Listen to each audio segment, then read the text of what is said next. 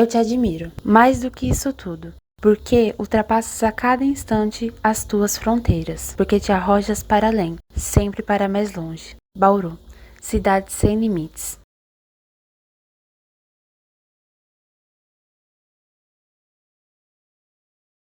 Bauru, cidade do interior do estado de São Paulo, que se localiza na região centro-oeste paulista. Um município tranquilo e de grande importância para o desenvolvimento do nosso estado. Bauru destaca-se pela grande concentração de empresas e seu poder de movimentação econômica no interior. Destaca-se também pela grande oportunidade de estudo, já que Bauru concentra algumas das melhores instituições de ensino superior do Brasil. População de Bauru: 379.297 habitantes. Dentre uma população de quase 380 mil pessoas, 177.288 são mulheres, que vivem e compartilham da típica vida de uma cidade do interior, e é sobre elas que esse documentário se desenvolveu, a fim de compartilhar um outro ponto em comum presente em suas vidas: a violência. A cidade de Bauru lidera ao se tratar de casos de violência. Segundo o G1, Bauru tem 368 ocorrências de violência doméstica a cada 100 mil habitantes. Foram 1.429 ocorrências em 2020 e 1.405 em 2021. Isso representa que ao menos 3 mulheres foram agredidas por dia, e ainda segundo pesquisa, a agressão parte de alguém bem próximo à vítima, geralmente da própria família. Trazemos como um ponto agravante a pandemia, já que no período de isolamento, a Polícia Militar do Estado de São Paulo registrou um aumento de 44,9% no número de casos de chamadas por socorro, aproximadamente 9.817 chamadas só no período de março, data da realização da pesquisa. O feminicídio também teve uma alta de 46,2%. A partir dessas pesquisas e desses dados, podemos observar uma questão gravíssima de meio ambiente. Com isso, surgiu então a necessidade da criação desse documentário. E para que esse documentário se desenvolvesse de forma mais completa, além de nossas pesquisas e estudos que abrangiam diversas cidades do interior paulista, trabalhamos também em parceria com o Instituto Elas, da cidade de Bauru, juntamente de profissionais ligados ao assunto e mulheres que aceitaram contar suas histórias e relatos como forma de conscientização e ajuda. De acordo com nossas pesquisas feitas em 13 cidades do estado de São Paulo, 67,1% das mulheres entrevistadas relataram que já sofreram algum tipo de violência. Mas você sabe quais são os tipos de violências que existem? 4% de nossos entrevistados responderam apenas sobre a violência física e 96% responderam que a forma de violência vai além da física.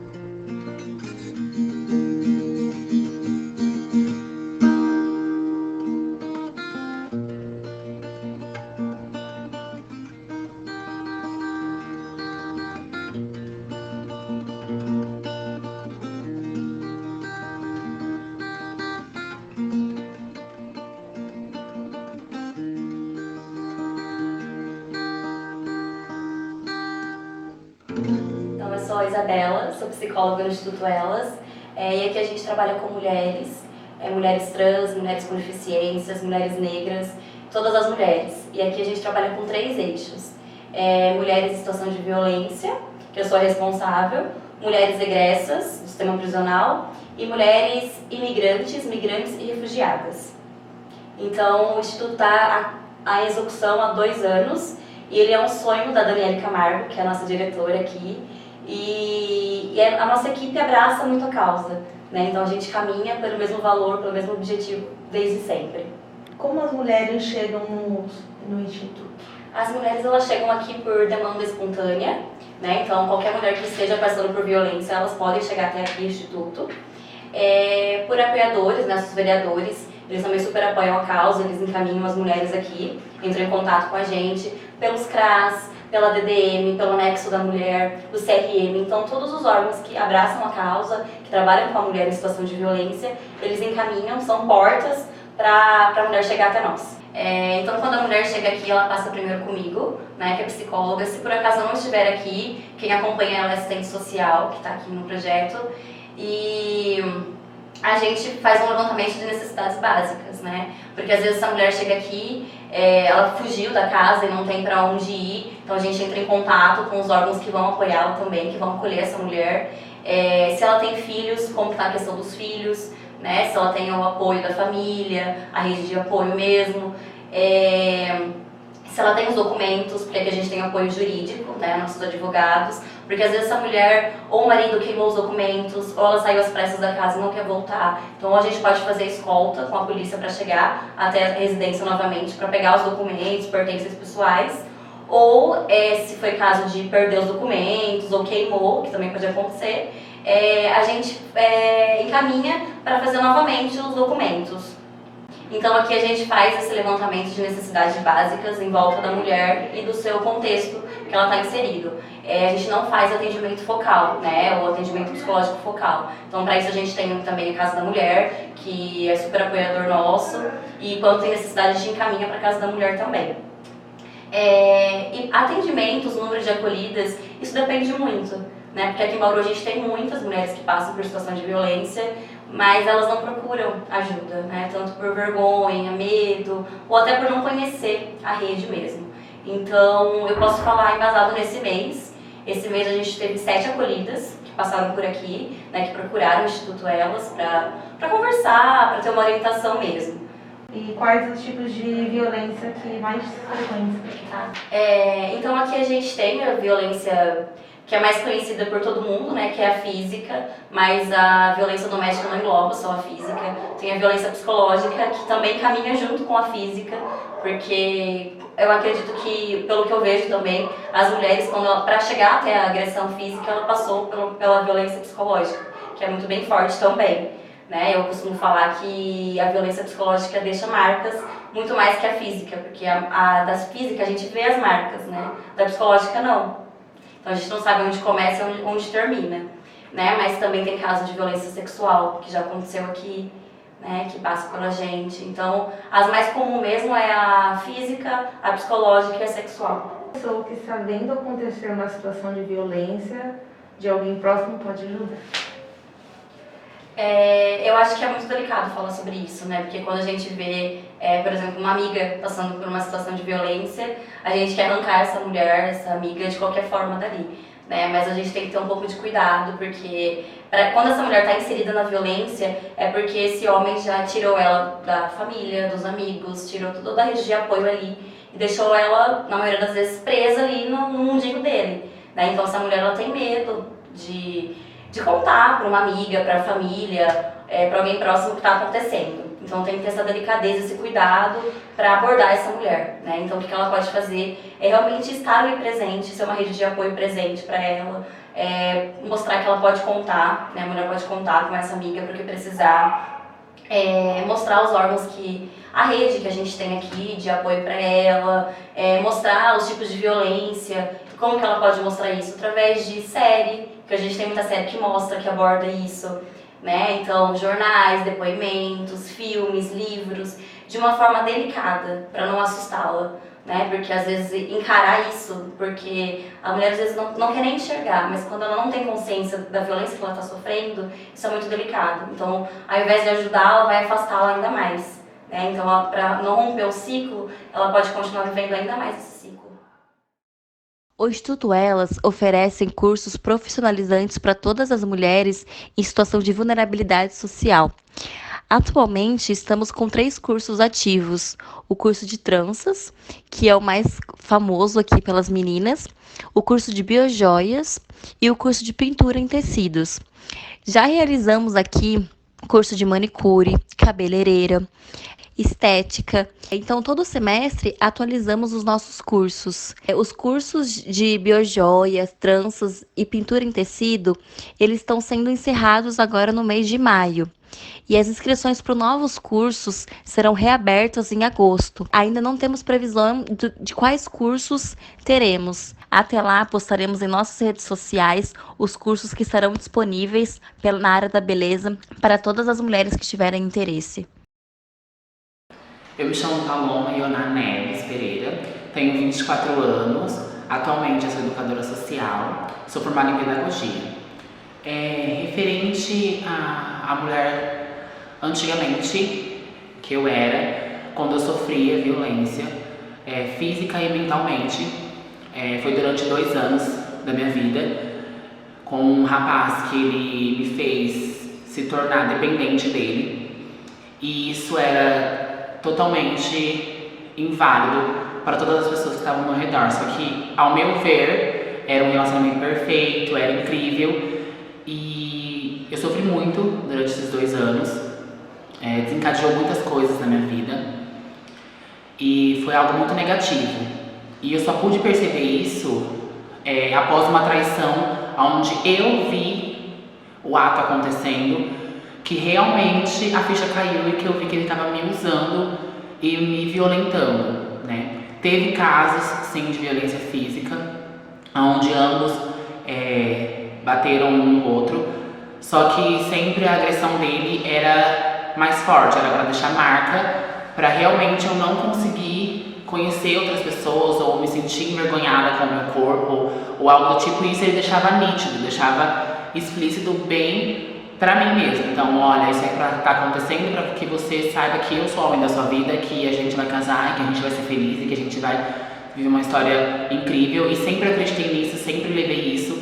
E após essa traição, meu mundo caiu. E aí eu me reergui novamente, porque eu sou uma pessoa que eu tenho muito amor próprio. Então, pra mim foi algo assim: por que eu passo por isso? Por que eu tenho que passar por isso? Será que é uma escolha minha? Será que é algo de necessidade? Será que eu preciso ser amada? Será que eu preciso ser notada? E eu acabei entendendo que ele não era nada, ele não era ninguém, que eu tinha outras pessoas que podiam fazer isso por mim, da mesma forma que ele fazia, sem me violentar e sem me maltratar fisicamente e mentalmente. Então hoje eu sou uma mulher totalmente independente, tenho minhas amizades, tenho meu ciclo dos familiares, tenho pessoas que eu confio, que eu gosto e me tratam super bem. Então hoje eu sou uma mulher super feliz e realizada comigo mesma, e entendo que um relacionamento ele não tem que ser abusivo, ele tem que ser um relacionamento que ambos se completem, que ambos se entendam, que ambos queiram fazer as mesmas coisas para que dê certo. Então hoje eu sou realizada por ter entendido e por ter vivido isso. Talvez possam pensar, é negativo, é coisas ruins.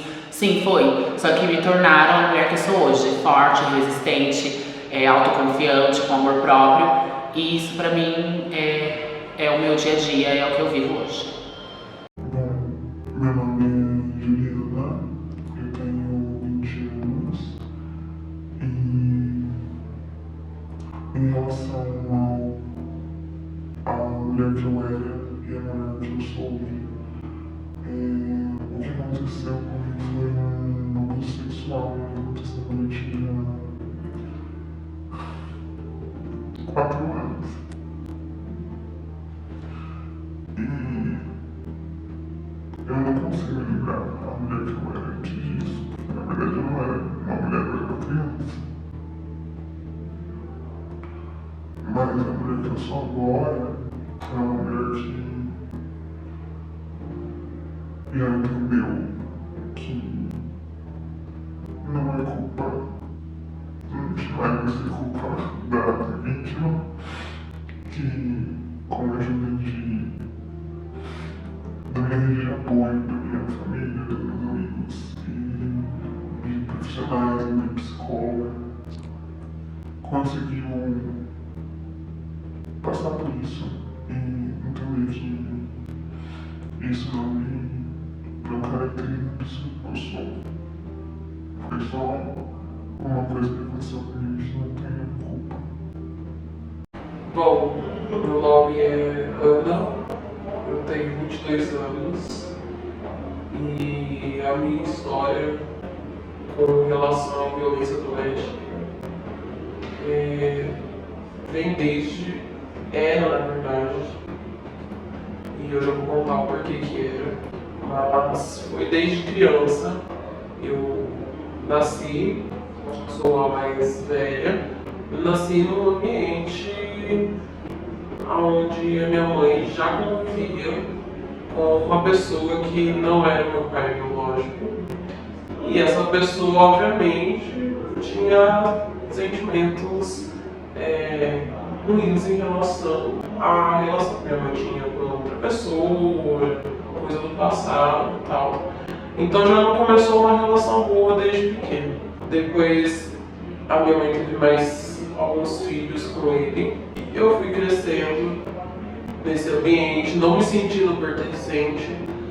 E depois que meus irmãos tomaram certa idade, quando eu comecei a tomar uma certa idade de ser irmã de isento, eu comecei a perceber como era a educação que ele gerava para todo mundo ali dentro de casa, como ele cuidava das crianças e o que ele fazia comigo e com meus irmãos. E eu sempre batia de frente com isso, não aceitava porque aquilo me impactava no convívio em sala de aula, na escola, na sociedade, em tudo.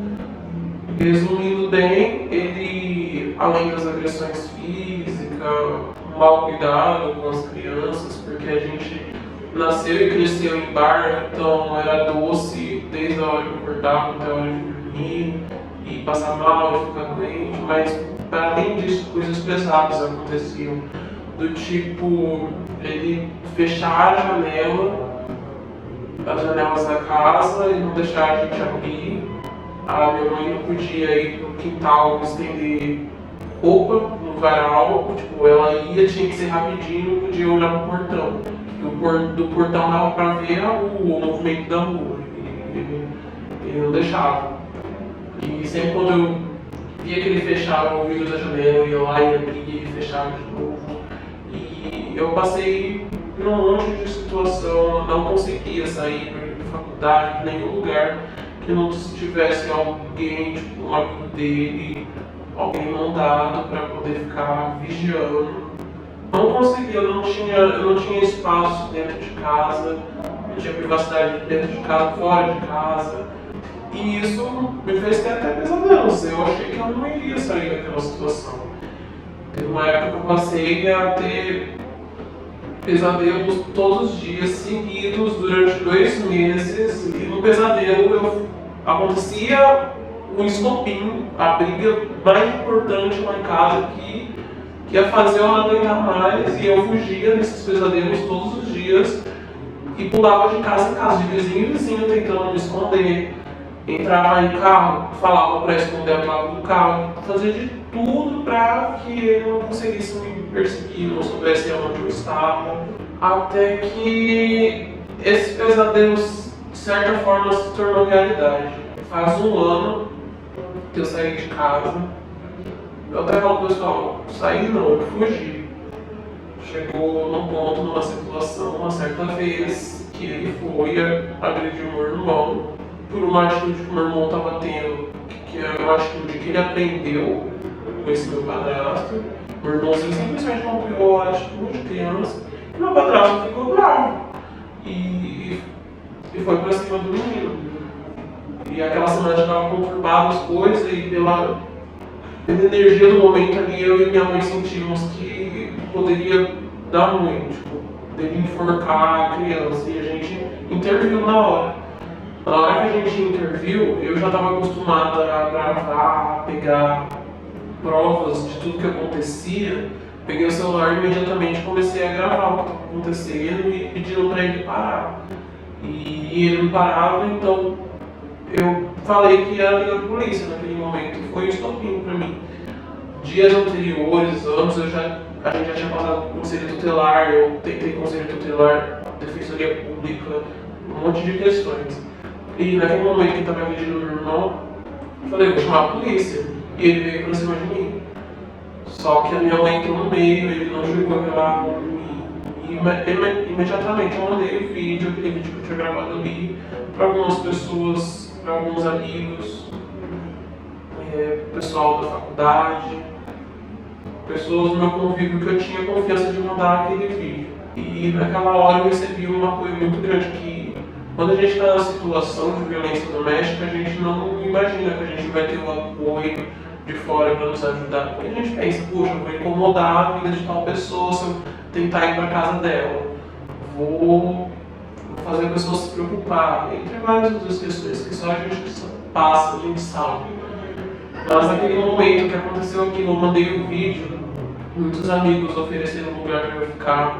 Tinha parentes que moravam em outras cidades e entraram em contato comigo na hora. E quando a gente passa nessa situação de violência doméstica, um certo isolamento, a gente acaba tendo não só isolamento social dos amigos, mas também da família. Então, pessoas da família que eu não tinha muito contato entraram em contato comigo. E no dia eu fugi porque, mesmo falando que ia chamar a polícia, ele me ameaçou e falou pra minha mãe que ia na lotérica, mas a gente sabia que ele ia sair, porque na hora que a polícia chegasse, ele não seria pego de flagrante. Foi o que aconteceu. A polícia chegou, eu expliquei toda a situação e, mesmo assim, eles não puderam fazer nada porque quem denunciou fui eu, não foi minha mãe. E todo tipo de situação que colocaram, de acordo com a lei, não se encaixava, nada batia, nada se encaixava e eles não tinham nada para fazer. E eu implorei pro policial ficar ali, porque eu sabia que se eles fossem embora, uma hora, esse meu padrasto iria voltar e iria fazer alguma coisa. E nisso eu já voltei para dentro dos policiais que foram embora, voltei para dentro de casa, fiz uma mala, rapidinho, uma troca de roupa, de dinheiro e já estava saindo de casa. Saindo do portão, a minha irmã avisou que ele tinha acabado de ligar e falou o seguinte, ela fez o que ela queria, agora fala para ela fazer o que eu quero, que ela saia daí antes que eu chegue. Eu já sabia, eu já estava com a bala pronta, saí, chorei, passar por aquele estopim ali e sair de casa e abandonar todo mundo que eu estava querendo proteger por várias tentativas durante anos, foi uma das maiores dores da minha vida, porque eu ficava imaginando o quanto isso ia impactar nos meus irmãos.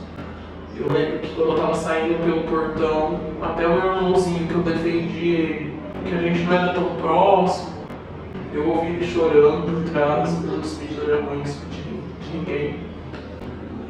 E passei a pular de galho em galho, de casa em casa, o pessoal me recebeu. Passei por conflitos de família que acontecem, mas hoje eu estou morando junto com a pessoa que eu amo e que é de um relacionamento que eu já estava construindo há tempos, mesmo que pela internet, porque, sabe, com a situação da violência doméstica, a pressão e a opressão e a proteção desse meu padrasto, eu não tinha como eu nem me relacionar com meus amigos, na verdade. Então esse relacionamento eu construí de forma virtual, cuidei, e até para começar esse relacionamento eu já pensava nessas questões de observar se a pessoa não teria as mesmas características do meu padrasto ou de qualquer outra pessoa abusiva e manipuladora, por esse quesito. E hoje eu estou muito bem com essa pessoa porque desde o princípio eu já observava se tinha algo assim e não tinha. E eu saí, e essa pessoa até fala comigo, eu tentava te falar que quando você saísse ia ser assim, mas você não tomava atitude. E realmente eu entendo quem passa por qualquer tipo de situação abusiva dentro de casa e que não consegue sair disso. E realmente não é fácil, a gente não enxerga o outro lado, a gente tem uma dificuldade de enxergar que vai ficar tudo bem.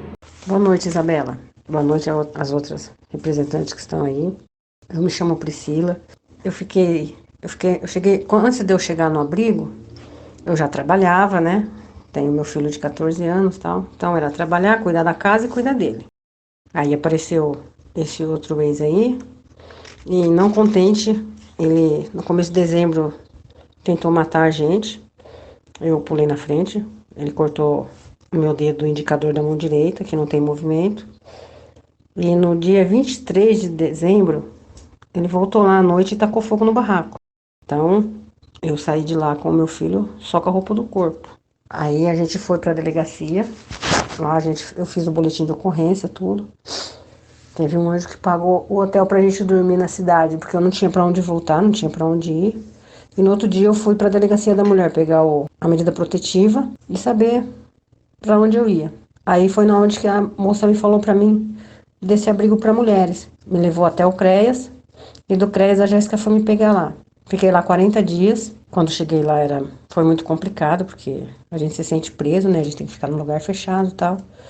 Mas graças a Deus logo elas me encaminharam para o mercado de trabalho, me colocaram no aluguel social da prefeitura, tudo se encaixou e hoje eu tô na minha casa, tá? Meu filho numa escola muito boa, que é o Cristino, e vida que segue, continuo trabalhando e já tô na minha casa. Para a equipe do abrigo, a Jéssica, a Josi, que são as assistentes sociais, e mais as cuidadoras, tá? Eu não sei se pode citar nomes, então, mas elas vão saber que eu tô falando para elas. Para essa equipe, a única palavra o sentimento que eu posso dizer é gratidão. Tanto para elas, principalmente para elas, que foi com quem eu convivi os 40 dias, mas as meninas do CREAS também, que são as assistentes sociais, as meninas que fazem o acolhimento, tá? Para a equipe da Casa da Mulher também, que quando a gente chega lá, a gente chega destruído, mas elas levantam a autoestima da gente, elas cuidam da parte física, emocional, estética. Meu nome é Valéria Biondo, eu sou professora universitária.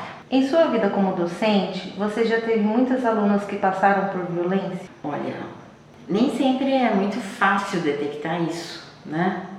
Mas eu me lembro de alguns casos mais emblemáticos, né? Diferentes tipos de violência, pelo menos assim, uns 2 ou 3 casos eu me lembro assim. Você perceberia a diferença de comportamento das alunas antes delas te falarem algo sobre? Sim, depois que elas se abrem, depois que elas conversam com a gente, né? Que elas sentem uma abertura para confiar, né? Aí o comportamento é outro. Com certeza, conversar faz com que a pessoa se sinta mais leve, né? Se sinta mais segura. Até o desempenho, muitas vezes, escolar melhora, sabe? Então, sim.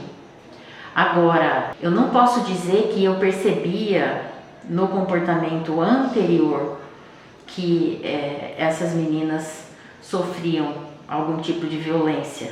Às vezes a gente percebe, imagina, conclui, mas não é uma coisa visível, né? A não ser quando elas chegam e falam mesmo com a gente, é que daí sim, né? Aí você começa a ter uma percepção maior do antes e do depois. Como é essa relação entre docente e aluna?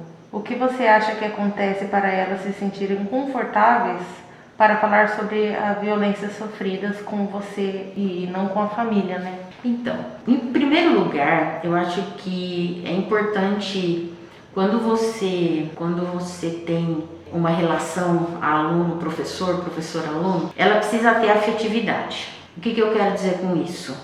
Precisa ter acolhimento. Nós nos pautamos por isso, né? Eu me pauto por isso, então eu me considero uma pessoa muito acolhedora. Eu me interesso pela vida do aluno, eu converso, eu pergunto, né? eu tento ser muito próxima. Então isso vai criando um vínculo, isso vai criando uma relação de confiança, sim, né? E eu acho que isso é necessário, não só por conta, né, de conversar, de trocar ideia, mas porque isso é importante para a aprendizagem, né? Mas acaba também sendo uma ponte para quando existe esse tipo de problema, sabe? Então, quando a aluna ela se sente segura, né? Ela sente confiança na professora ou no professor, ela então vai, de alguma maneira, ela vai começando a falar, né? Outra coisa, eu acho também que é importante que nós tenhamos o hábito de inserir nas nossas aulas assuntos que tratem, né, desses temas. Eu, por exemplo, dou aula de literatura, então eu sempre vou pautar as minhas aulas, né, com assuntos relacionados enfim, aos seres humanos, mas principalmente às mulheres. Então, é claro que a violência contra a mulher sempre vai aparecer, vai surgir, né? Então, quando você fala disso também em sala de aula, você faz com que a própria pessoa vá refletindo, né, sobre a própria vida. Então, eu acho que eu vejo dessa maneira, né? Essa relação, ela é tanto melhor quanto mais confiança existe, né, entre a professora, o professor e as alunas. O que você já fez para ajudar as alunas neste caso? É difícil você ter uma atuação direta, né, para tirar a pessoa de uma situação assim, mas você pode ajudar, né? Em primeiro lugar, eu acho que o conhecimento é uma arma muito grande, né? Então, quando você estimula isso numa pessoa que está passando por uma situação de violência, né? Uma mulher que está passando por uma situação de violência, e isso também ajuda, sabe? Assim, no sentido dela ler mais, de se tornar uma pessoa mais observadora, mais antenada, de se valorizar. Então, essas coisas são possíveis, né? Mas eu já tive atuação mais direta, sim, né? No sentido de, enfim, incentivar que a pessoa procurasse ajuda, né? Uma coisa também que é muito importante é você, por exemplo, né, no local onde eu trabalho, existe um serviço de atendimento para as pessoas que precisam de um apoio psicológico. E uma situação de violência feminina exige esse tipo de apoio, né? Então, quando eu não consigo dar esse suporte, de alguma maneira vou encaminhar para alguém que possa, né? Mas, enfim, a gente ajuda dessa forma, né?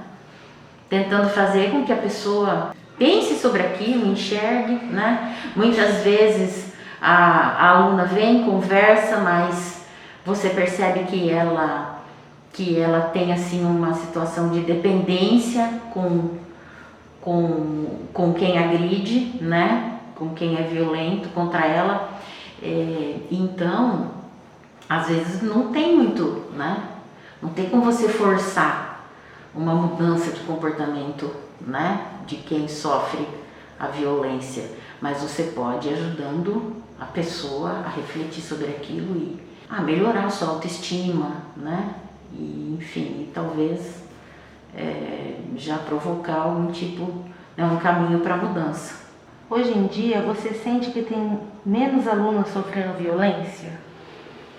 Então, é difícil isso, como eu disse antes, é muito difícil detectar, né? Porque normalmente, ou é muito comum, né, que as alunas ou as mulheres que sofrem violência, é muito comum que elas se escondam isso muito bem.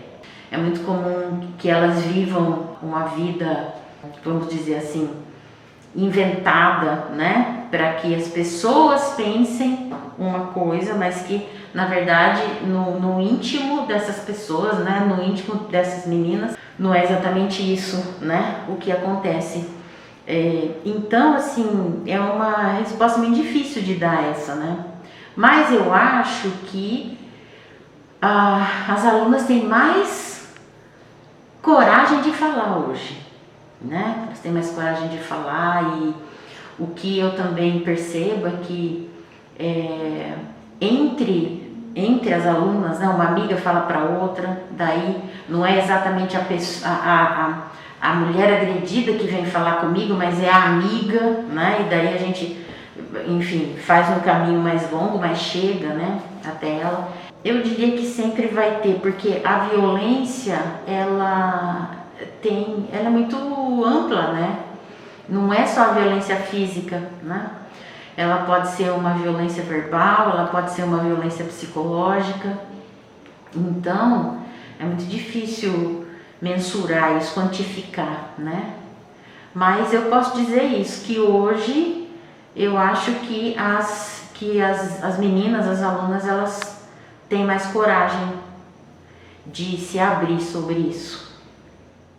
Ao conversar com as mulheres do Instituto Elas, nos falaram algo que nunca tínhamos parado para refletir.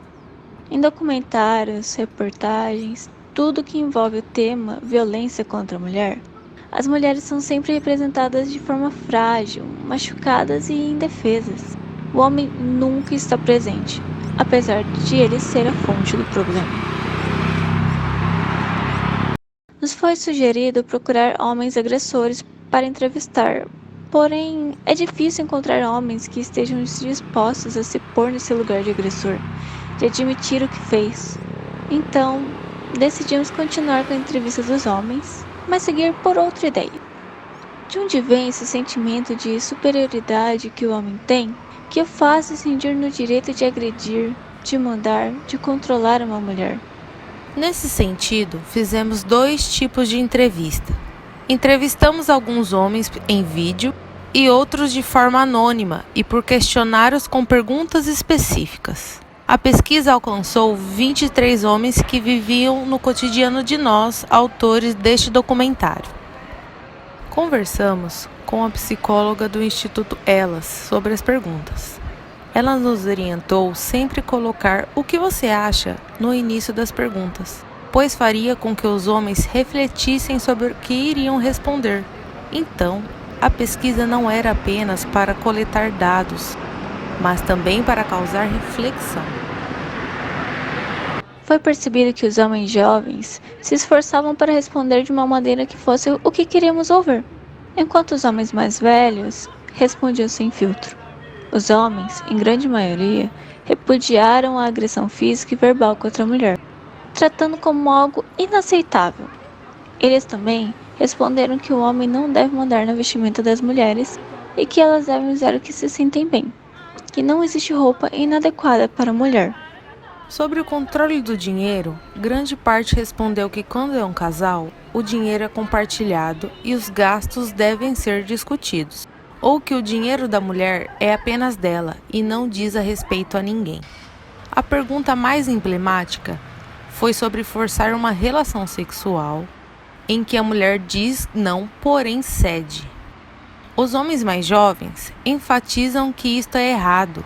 Falaram que é assédio, estupro, crime ou algo a se denunciar. Porém, os homens mais velhos responderam que agrediriam verbalmente uma mulher se fossem agredidos por elas, que roupas curtas e coladas são inadequadas e que se a mulher opta por sair com roupas assim, deve lidar com as consequências. Sobre o dinheiro, eles dizem que o dinheiro é delas, desde que não peçam os deles depois. E por fim, sobre a última pergunta, responderam que se a mulher não quisesse ter relações sexuais, deveriam terminar o relacionamento para procurar alguém que quisesse. Rafael, de Souza Carvalho, tenho 27 anos. Então eu vou começar a fazer umas perguntas pra você, tá? É uma coisa que a gente sabe, que eu também já tinha comentado com você, que é sobre a forma como os homens são criados aqui no Brasil, né? A gente sabe que tem uma coisa muito cultural aí, e principalmente na questão de como lidar com mulher, né? Então comenta um pouco como que foi a sua criação, como que é essa criação pro homem aqui no Brasil. Bom, eu fui criado pela minha mãe dos 3 anos até hoje sem a presença do meu pai. Meu pai morreu quando eu tinha 3 anos e desde então eu fui criado por ela. Eu acho que o homem é criado assim, de uma forma bem... Então, né, eu não sei, é uma forma muito superficial, sabe? O homem faz isso, a mulher faz isso, mas aí, tipo, quando você é homem, né? Sua mãe coloca em você o que ela acredita ser, o que é ser homem, né? O que é a figura do homem pra ela. Então, o homem pra ela é o homem que é rimo de família, que sustenta a casa. E aí, esse peso cai sempre sobre o filho homem, né? Então, eu fui criado na base da homem não chora, o homem não faz isso, o homem não dança, o homem não usa esse tipo de roupa. Então você acha que também a mulher, ela, na sua criação, ela traz essa carga também do machismo? Ela traz, né? Ela traz e reproduz. E aí a gente é ensinado dessa forma, né?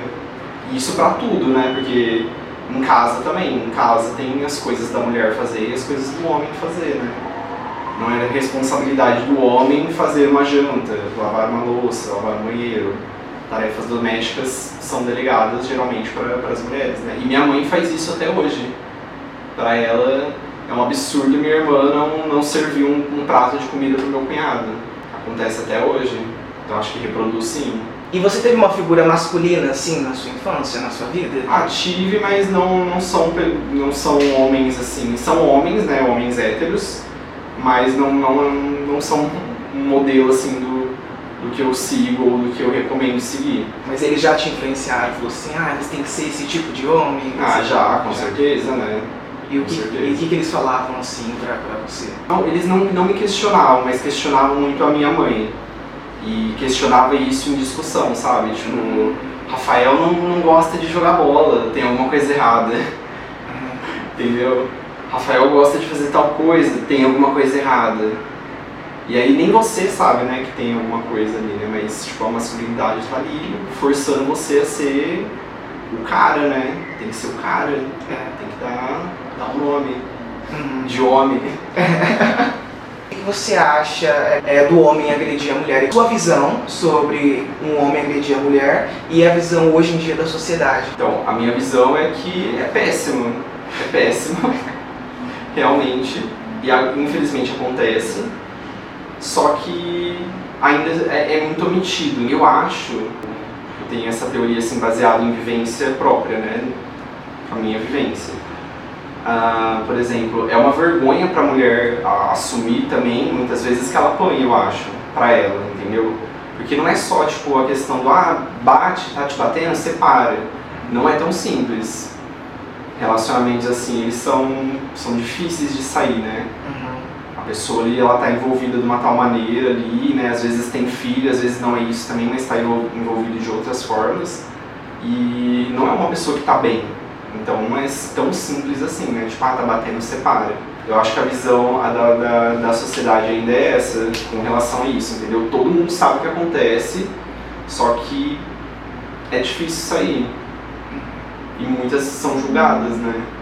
Acho que talvez seja uma coisa mais fácil. E você sabe tipo, quais são os tipos de violência, que tipo de violência acontece com as mulheres? Sim, psicológica, além de física, né? Verbal, psicológica, são várias formas. Essa questão ainda, principalmente aqui no Brasil, né? Um país tropical, sobre roupas curtas, shorts, né? O que você acha sobre a vestimenta da mulher? O que ela deve vestir ou não? E qual que é a visão sua da sociedade hoje em dia? Como que ela enxerga isso? Eu acho que o tipo que elas querem usar, né? Que elas quiserem usar. Mas acho que é uma forma de controle, né? Talvez, essa questão da roupa, né? Ser tão polêmica, assim. Tipo, dizer tanta coisa, né? Porque ainda você escuta dizer que a mina foi estuprada no baile porque ela tava com a roupa que tava pedindo, entendeu? Então, nossa, é uma coisa muito, muito problemática, que ainda acontece. E nesse mundo masculino, como que são os homens, assim, né, hoje em dia, assim, principalmente os homens jovens? Como eles tratam a mulher, como que eles lidam com a mulher? Ainda existe esse machismo em cima delas? Existe sim. Até nesses homens mais jovens, assim, da nossa cidade? Sim, é muito reproduzido. Tenho casais de amigos que se encontram em situações meio difíceis, né? Um relacionamento meio conturbado. O homem machista, ele é um homem inseguro, né? Ele é um homem muito frágil. Então, o que pega ali desestabiliza, né? E o homem não é ensinado a lidar com esse tipo de sentimento. Então ele não vai sentar e se acalmar e entender o que ele está sentindo, entendeu? Ele está louco de ciúme, ele vai lá, passa uma faca e mata a menina, entendeu? Porque ele ficou louco de ciúme ou ele não aceitou bem o término de uma relação. Então o homem machista é muito inseguro. E você acha que isso tem diminuído nos jovens e que eles sabem resolver isso, ou ainda é algo que vai demandar muito esforço ainda para solucionar esse machismo? A demanda, né? Eu acho que a gente ainda está no meio do processo. A gente está no meio do processo de mudança, mas tem um longo caminho pela frente ainda. Eu me chamo Luiz, eu tenho 19 anos, eu curso artes, já estou no meu 4º ano, quase me formando. Como foi a sua criação em relação a você ser homem, no caso? É aquele negócio que a gente cresce como se o universo girasse em torno da gente e que os outros só são abaixo da gente. Foi uma coisa que foi muito presente, assim, acho que na maioria das realidades assim, de homens, alguns não percebem, alguns acabam percebendo conforme vai crescendo, né? Eu comecei a perceber que tudo aquilo que falavam pra mim era totalmente, assim, mentira, quando eu comecei a criar minha consciência e sair daquele pensamento da família, sabe? Do pai, da mãe, que até que eu acabei me descobrindo, né? Eu acabei me reconhecendo a minha sexualidade.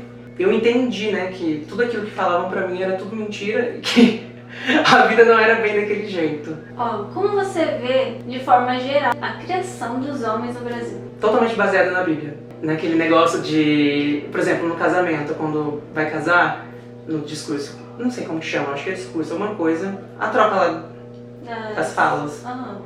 A mulher ela tem que falar que ela vai ser submissa ao homem, e eles vão ser unidos ao resto da vida deles, e o homem tem que proteger a mulher, ele vai ser o centro da casa. E muitos homens acabam crescendo com isso, que eles são o centro o mundo inteiro tem que girar em torno do umbigo deles e isso acaba, né, gerando eles são meio que deslocados, assim, da realidade dos outros, acabam enxergando a realidade das mulheres e às vezes os homens eles não têm nem conhecimento do que a mulher dele gosta quando ele está dentro da casa dele. Ele cresce a vida inteira com isso e ele só pensa no dele. E às vezes nem ele mesmo se entende, sabe? Nunca ele chegou a parar de pensar no que ele sentia. Que chega na parte dos sentimentos também, que é que o homem quando ele vai crescendo, ele não pode demonstrar sentimentos, ele não pode chorar, ele não pode abraçar, ele não pode tocar. Isso era uma coisa que me machucava muito quando eu fui crescendo, porque eu gostava muito de ter contato. Que foi uma coisa que acabou prejudicando o meu desenvolvimento mesmo social.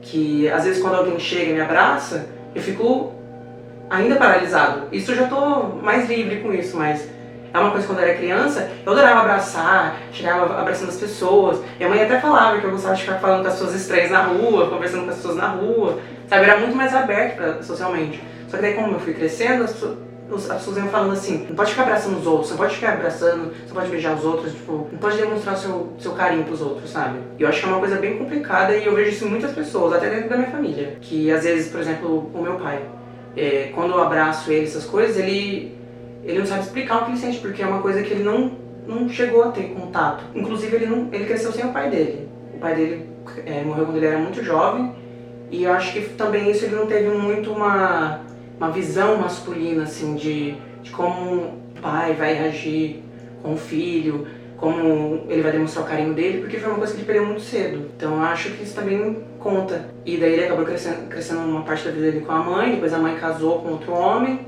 só que ele não era tão ligado assim. Ele já estava mais velho, ele já teve que amadurecer muito cedo, inclusive. Que é criar essa consciência de homem, o homem da casa, essas coisas. Você teve uma figura masculina marcante em sua infância e como ela te influenciou? Bom, voltando ao assunto do meu pai, querendo ou não, ele foi uma figura masculina, mas também teve meu avô. O meu avô, ele era uma pessoa que, como eu falei, Ele era muito fechado para sentimentos, de demonstrar sentimentos, mas ele era uma pessoa que, da forma dele, ele demonstrava os sentimentos que ele tinha por mim e pelos outros netos. Que foi uma coisa que ele foi aprendendo também. Eu era uma criança bem bagunceira. Era bem aberta, como eu falei. Eu gostava muito de conversar e tal. E ele gostava disso, só que ele não sabia demonstrar. E eu percebi que, às vezes, a gente, nosso papel pode acabar ajudando as pessoas com isso, de ajudar a se abrir, sabe? E eu via nele também uma figura de uma pessoa muito forte, porque ele passou por muita coisa e teve que aguentar calado. Ele segurava muito sentimento. Eu falava assim, eu não quero ser assim. Não quero ser uma pessoa totalmente fechada. Quando eu era criança eu já pensava nisso, que eu não queria ser uma pessoa tão fechada assim. Só que daí, com as causalidades da vida, né, acabei me fechando uma parte assim dela. E outra figura masculina é meu pai.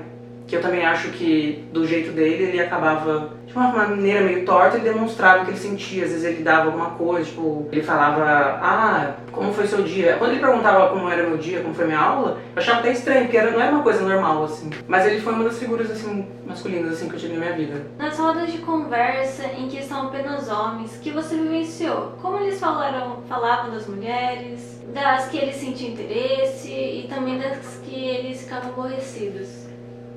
Bom, complicado. Assim, eu tive vários círculos de amizade, assim, conforme eu fui crescendo, né? Inclusive eu fui me afastando de alguns. Mas a que eu me lembre, era sempre a conversa como se a mulher fosse um objeto e que ela tinha que satisfazer todas as vontades dele. E quando ela saía daquele pensamento que eles tinham do que ela tinha que ser, eles ficavam enlouquecidos. Tipo, não é possível, ela não pode pensar assim. Ela é só uma mulher, ela é, sei lá, por exemplo, uma garota, por exemplo, de um amigo meu que ficava com várias pessoas assim, sabe, vários caras falavam assim, ela é rodada, ela é galinha, essas coisas, sabe, umas formas bem pejorativas, assim, sabe. Quando a mulher fazia, tipo, coisas que eles não gostavam, assim, sabe. Tem a forma que os homens falam das mulheres que eles sentem interesse e tem a forma que eles falam das mulheres que eles não sentem interesse. Que geralmente é bem negativa. Uma forma bem negativa é sempre aquelas palavras tipo, essa daqui eu só tô comendo, essa daqui não é pra comer, essa daqui não serve pra isso. É sempre como se ela fosse, sei lá, um pedaço de carne mesmo, assim, sabe? E quando eu tava nesses tipos de amizade, eu escutava essas coisas, aquilo entrava na minha cabeça, mas eu não sei se eu chegava, tipo, a reproduzir isso, porque depois, mais pra frente, eu me descobri como um homem gay, então tudo aquilo lá que eu já escutava já me incomodava, porque não era o que eu queria, sabe? Eu não conseguia ver mulher desse jeito, assim. Só que por causa das influências das pessoas, as falas, eu ficava naquele círculo, sabe?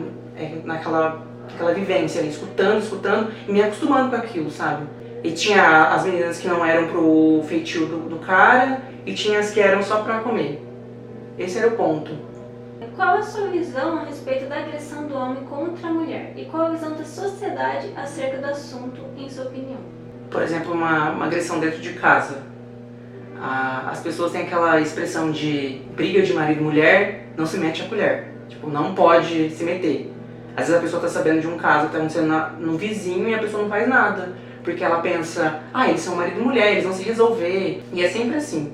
Dentro da minha família, por exemplo, tinha muita agressão verbal, assim, sabe, de falas, assim, que machucava a pessoa, sabe, e a pessoa se diminuía muito. Era sempre aquela visão que o homem estava no topo da casa, a mulher era o chão e os filhos ali em volta, assim, jogados, sabe. E tinha o negócio da agressão também, que era, acho que o que mais machucava mesmo era a parte do verbal, que era sempre para diminuir e colocar a pessoa para baixo, como se ela fosse, sei lá, escória, assim, sabe? Você sabe quais são os tipos de violência que a mulher pode vir a sofrer? Sexual, física, né? E verbal. O que você acha a respeito das vestimentas das mulheres e qual a visão da sociedade para com o tipo de roupas usadas? Eu simplesmente não ligo. Use o que você quiser, desde que você, sei lá, está bem com a sua roupa, use o que você quiser. E o que a pessoa, tipo, vou falar da sociedade brasileira. As pessoas ainda têm um pensamento muito retrógrado, que é de, se a mulher tá com uma roupa curta é porque ela tá pedindo alguma coisa. Se a mulher tá, sei lá, tá usando um decote, ela tá pedindo para as pessoas olharem, ela tá querendo roubar o marido da outra, sabe? Sempre tem esse tipo de visão. sei lá, as pessoas usam o que elas quiserem, desde que elas estejam confortáveis com a roupa. Em sua opinião, ainda existe um machismo no tratamento dos homens para com as mulheres desde a juventude? Lógico. Não tem nem como negar. E você acha que levará muito tempo para a solução do problema do machismo estrutural? Olha, eu acho que sim. Mas é uma coisa que já está caminhando em passinhos de tartaruga para chegar num ponto aceitável, porque ainda tem muita coisa para mudar. Acho que as pessoas têm muito que parar para pensar mesmo para conseguir mudar. E acho que leva um tempo ainda. Mas pelas coisas que você me falou mesmo, como que você acha que a sua criação, pelo fato de você ter uma grande maioria, um grande número de mulheres na sua criação, te afetou em relação a homens que têm uma criação de maioria masculina? Eu acho que ter crescido com muitas tias e a minha avó, a minha mãe, e eu tinha uma irmã também, acho que me ajudou a ver mulheres como um ser humano mesmo, assim, sabe? Porque eu escutava muitas conversas assim, das minhas tias com a minha mãe. Eu acho que me ajudou muito mesmo a enxergar tipo, como uma pessoa igual, sabe? Não como alguém abaixo. Isso é uma coisa que eu via desde criança, assim. Por exemplo, quando eu era criança, eu gostava muito de brincar com meninas, assim, porque eu me sentia mais confortável mesmo pra brincar com as meninas. As conversas eram mais legais, assim, tipo, não era aquela coisa de ter que ficar me reforçando toda hora. Ai, eu sou um menino, não sei o quê. Inclusive, eu lembro que eu peguei nojo da cor rosa, de uma parte assim da minha infância ali, da pré-adolescência, porque eu achava que se eu vestisse aquela roupa, as pessoas iam pensar várias coisas sobre mim, mas não é bem assim, sabe? Mas desde criança eu tinha crescido com mulheres e eu tinha mais uma visão, uma visão humana, Acho que me ajudou bastante também, mas teve uma parte assim na minha vida mesmo, por influência dos outros, assim, que eu acabei me fechando mesmo. Só que daí eu sozinho consegui sair disso. Eu me chamo Lucas, sou estudante de Relações Internacionais aqui no Mundo Sagrado, tenho 20 anos e moro no Lençóis Paulista. Como foi a sua criação? A minha criação do sujeito homem na sociedade do século XXI foi até que boa referente às outras famílias, onde a criação é um tanto machista, colocando o homem como uma autoridade. Pelo contrário da minha criação, na minha família, a gente sempre tentou quebrar esses paradigmas onde o homem é tratado como autoridade. Como você vê de forma geral a criação dos homens no Brasil?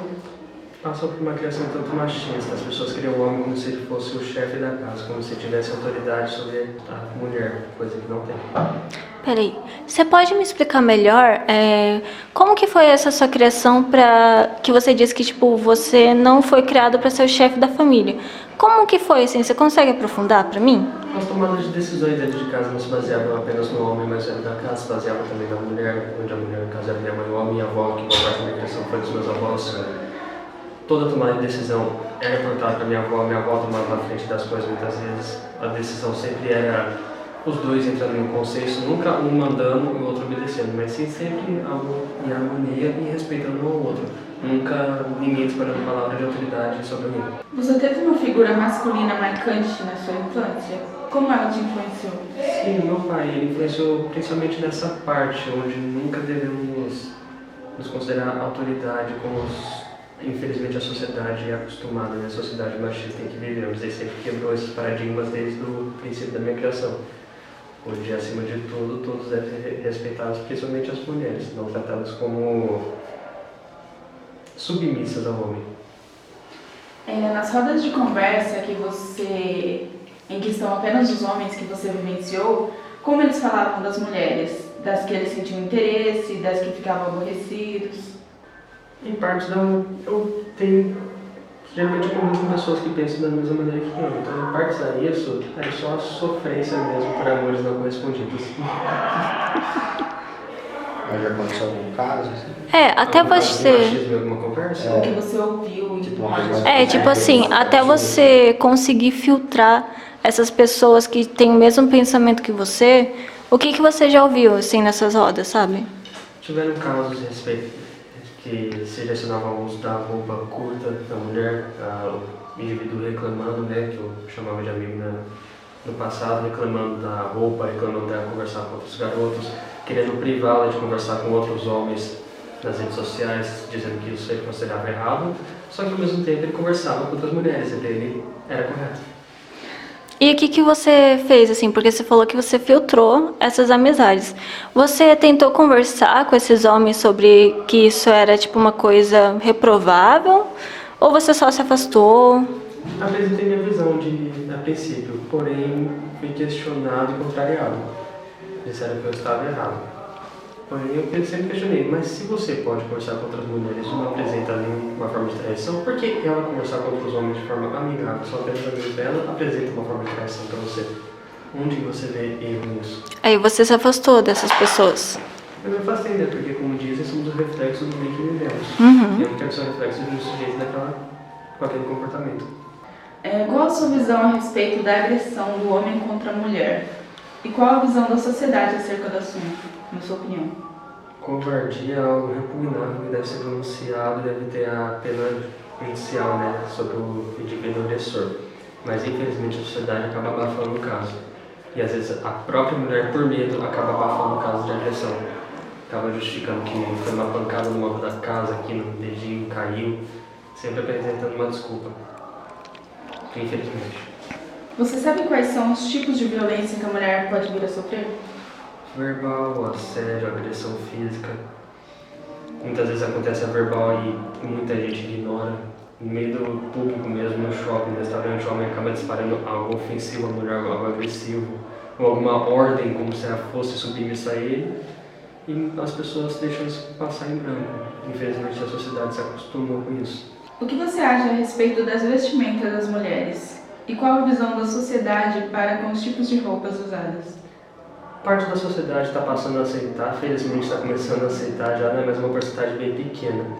Muitos ainda julgam que mulher não deve usar roupa curta, não deve usar vestido curto, como se isso fosse algo proibido, como se isso fosse uma justificativa para o homem assediá-la. Porém, não existe nenhuma justificativa para o assédio que o homem faz com a mulher. A roupa não justificaria isso, a mulher não deve se privar de usar a roupa que ela deseja usar.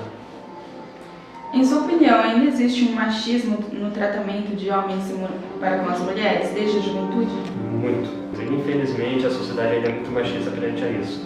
O homem, desde cedo, tenta impor sua autoridade sobre a mulher, a autoridade que é inexistente. Você acha que levará muito tempo para a solução do problema do machismo estrutural? Infelizmente, sim, vai levar um certo tempo, porque é algo que vem desde o princípio da humanidade, essa visão de uma sociedade machista, né, onde o homem está sempre no topo, coisa que não faz muito sentido. E eu vou falar uma coisinha aqui, se quiser corta depois. Tá. Infelizmente isso está desde a Bíblia. Desde a Bíblia já impõe que o homem é o topo da família, é o topo, é a cabeça da casa. Porque, pra mim, a Bíblia, perdão se vocês são religiosos... É a Mônica só que é crente. Ah, desculpa, eu católico. Mas é a Mônica que é crente, assim, eu não. Divisão, como estudioso e agnóstico, a Bíblia foi escrita por homens, né? Sim. Isso que eu ia falar, foi escrito por imperadores. Nem tudo que foi escrito lá quer dizer que tem a ver com que Deus realmente acredita. Exatamente, uma parte da Bíblia é apenas um manual de como o imperador queria que o império dele fosse. Para mim é basicamente isso. Para mim o mais importante é o Novo Testamento, que fala mais as parábolas das pessoas e tal, né?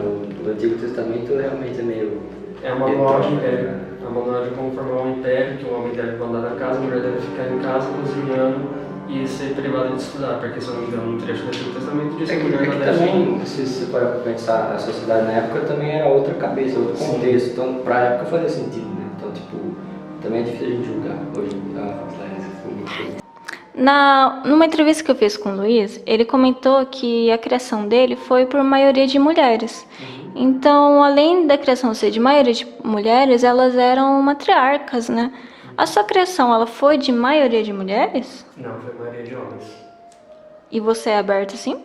Sim, porque os homens que me criaram são. Meu avô e meu pai são desde cedo. Meu tio, que eu vivi boa parte também com ele, quem morava com a minha avó também sempre foi desse jeito. Como foi? Você sabe mais ou menos, tipo, como foi a criação deles? Meu avô, sei que ele perdeu o pai logo na infância, com 2 anos. Então ele foi criado pela mãe e ele sempre teve só irmãs. Então ele já viveu junto com mulheres. Então eu acredito que isso influenciou bastante na forma com que ele criou meu pai, qual a forma que meu pai me criou e a forma que ele também criou meu tio. É interessante. Sabemos que o sistema tem muitas falhas. Isso é impossível de negar. Mas se você está sofrendo algum tipo de agressão, denuncie. Se você é uma amiga ou um amigo que está vendo a sua amiga sofrer com isto, seja a rede de apoio. Pode ser difícil, mas estar lá para o que for preciso para ela é muito necessário. Denúncias podem ser feitas através de telefones. 180 para registrar denúncias e se informar sobre o direito das mulheres. 100 para serviços do Ministério da Mulher, da Família e dos Direitos Humanos. 153 para a Patrulha da Maria da Penha. 190 para serviços de atendimento da Polícia Militar, em casos de emergência, quando você sentir que a sua vida corre perigo. DDD 14 99681 8575 para ligar para o Instituto Elas ou conversar pelo WhatsApp. Elas respondem rápido e são bem acessíveis. DDD 14 3234 8705 para ligar para o CREAS. O Governo Estadual de São Paulo também disponibilizou um recurso de denúncias online desde 2020, através do link delegaciaeletronica.sp.gov.br/ssp-de-comunicar-ocorrência. Também existem aplicativos. O app Penhas, criado pelo Instituto Asmina, serve para que mulheres se protejam e tomem consciência sobre a violência que estão vivendo. Ele também conta com notícias sobre os direitos das mulheres, mapeia as delegacias da mulher em todo o país e traça a rota da unidade mais próxima de você. A ferramenta tem no recurso de Botão do Pânico, onde você pode adicionar até 5 pessoas que serão acionadas em caso de emergência. O app possibilita que você grave som ambiente para que possa ter provas da agressão. O aplicativo é gratuito e está disponível nas versões Android e iOS. Também existe outro recurso de WhatsApp. Você adiciona o número de DDD 11 944942415 aos seus contatos e nomeia como quiser. O ideal é que o contato se passe por uma amiga qualquer no meio da sua agenda. Esse contato é um robô que irá te auxiliar com algumas informações. A robô identifica o tipo de agressão que você sofreu e analisa o que você precisa no momento. Ir a um hospital, uma delegacia da mulher ou para a casa de alguém de confiança. Após definir o que você deseja fazer, a ferramenta gera um cupom de desconto para que você faça uma viagem sem custo com carro de aplicativo até o local escolhido para sua segurança. E aí eu deixo um recado para quem está sentindo essa dificuldade. Cara, você é forte. Você é muito mais forte do que pensa. E vai doer mesmo. Vai doer. É sendo realista mesmo. Porque não dá pra gente romantizar também. É uma situação difícil. Mas eu acredito e fiz mesmo não acreditando e aconteceu. E agora eu sei que a gente pode sim superar essas coisas. Não que eu não soubesse, mas a gente fica cada vez mais forte. E é importante lembrar dessa força e relembrar as pessoas que estão em volta e que também estão passando por isso. E você, mulher que está assistindo esse vídeo, saiba que você é autossuficiente. Saiba que ninguém mesmo pode dizer ao contrário. Ame-se, cuide-se e se permita a viver o dia a dia. Um dia de cada vez, saiba disso. Não vai ser fácil, porque nós mulheres sofremos na sociedade que vivemos. Mas não deixe nada e nem ninguém dizer ao contrário e podar os seus sonhos. Sonhe o mais alto que puder. Viva intensamente e ame-se. Pensando no que eu falei para as minhas amigas, por exemplo, e para qualquer pessoa, eu acho que isso é uma coisa que não é culpa da pessoa e que se você pode fazer alguma coisa em relação a isso é criar uma rede de apoio, conversar com pessoas que realmente te fazem se sentir segura e que você confie, como por exemplo família, amigos e profissionais. Eu acho que é muito importante passar por profissionais como psicólogos para realmente curar esses traumas e seguir. E assim, para fechar, Eu só quero dizer para as meninas, para as mulheres que estão em situação de risco, de agressão, não fica. Na primeira tentativa você vê que está diferente, sai fora. Sai fora que pode terminar pior. Eu, graças a Deus, hoje eu estou viva. Meu filho está vivo junto comigo. Por quê? Porque Deus é tão maravilhoso que Ele me ajudou a ter força para segurar o cara e mandou um anjo para poder nos ajudar. Mas no que a gente vê aí na prática, não é com todas que acontece. Então, se vocês estão em situação de risco, igual eu estava, de violência, não fica, sai fora. Sai fora, faz boletim de ocorrência, pede medida protetiva. Se precisar, fiquem no abrigo. Mas não fica porque senão vocês acabam perdendo o bem mais precioso que a gente tem, que é poder dormir e acordar. Então, saia fora, tá bom? Muito obrigada a todos, que Deus continue abençoando o trabalho de vocês, para que vocês possam ajudar muitas e muitas mulheres ainda. Gostaria de não precisar falar mais isso, que a mulher precisa ser protegida, defendida de quem dorme com ela, mas isso é real. Então, que Deus continue abençoando vocês sempre, que Ele cubra vocês com o manto sagrado dEle, para que nada de mal aconteça com vocês. A palavra de ordem na minha vida, depois do dia 23 de dezembro, passou a ser gratidão em dobro. Você não está sozinho. Você não está sozinho. Você não está sozinho. Você não está sozinho. Você não está sozinha. Você não está sozinha. Você não está sozinha. Você não está sozinha. Você não está sozinho.